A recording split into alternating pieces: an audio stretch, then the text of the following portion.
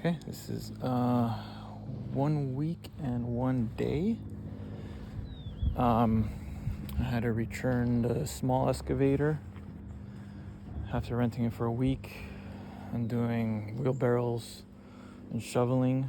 I had the skid steer, as you saw from the last video, for a day. So now the dumpsters are gone. I'm renting a U-Haul truck for the trailers. I've amassed this big pile of dirt from what I've been taking away from the slope.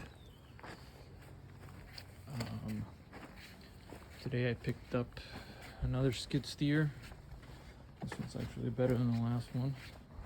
It's a Ditch Witch 800. I've made my way through here. I'm almost at the end.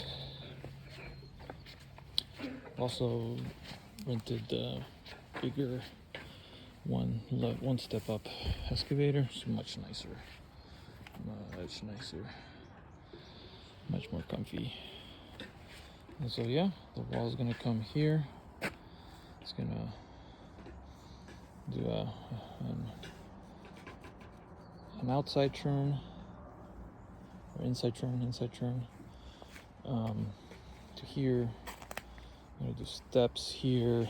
I'm still kind of debating whether I can figure out how to keep this or not. Maybe go around it.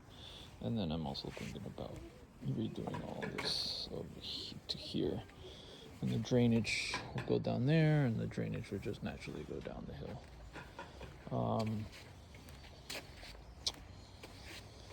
Yeah, here though the soil's gotten a little harder, so a little tougher, but I think more rocks or whatnot.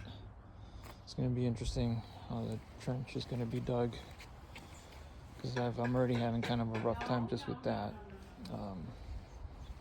Digging the trench is going to be interesting. So, and I started out with this smaller 12-inch bucket, but then I went back to the rental place and asked for the 24-inch. It's just wider.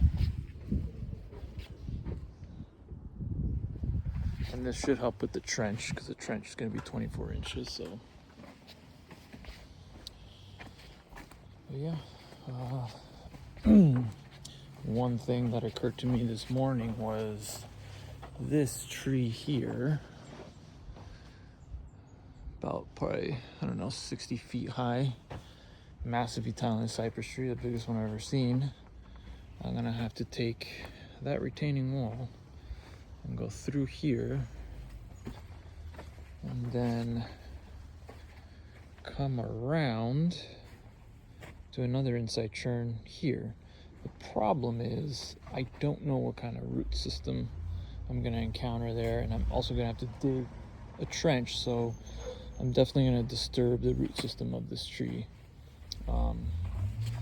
As you can already see, I kind of accidentally scraped a little bit off the bark of this big guy here. Kind of really got me worried. And then there's one smaller root here. You can't really see it, but it's kind of,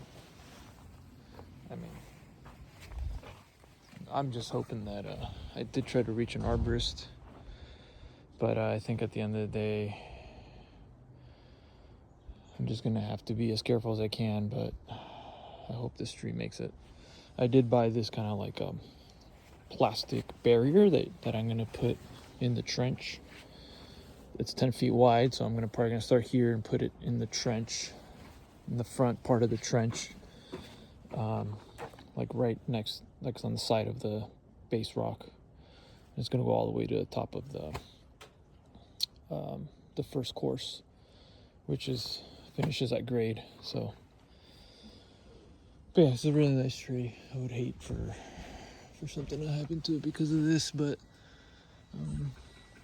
yeah. And then so the next section after this turn here, foot and a half. These should be easy. I can do these after with no machines, but I just dig a little bit back and put a foot and a half, and I hit this guy here with the skid steer by accident, so I'm gonna have to figure that out.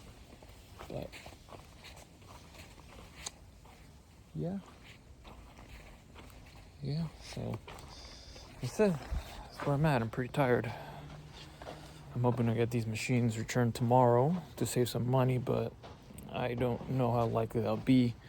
It did occur to me that with given the space, once I start digging the trench, I won't be able to use this equipment because there's no room for the equipment, right? So I'm not gonna be able to use it. I mean, I'm gonna be able to use it as I back up, like the equipment can be here, but the machines anyway. But I can't go past the trench. So I don't know, maybe I stay with the skid steer for a few more days, or we'll see. But yeah, also saving some dirt here. This is actually like darker, more furrows dirt. So that's it. That's my update. Till next time.